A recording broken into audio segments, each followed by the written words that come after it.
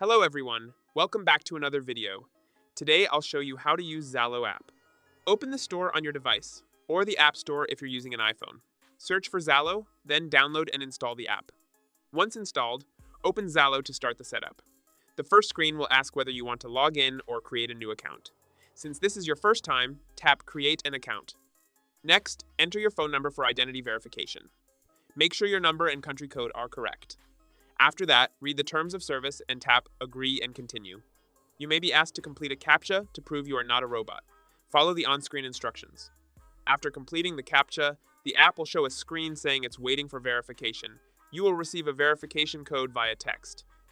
If the code is detected automatically, ZALO will verify it for you.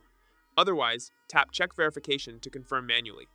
Once your phone number is verified, your new ZALO account is ready.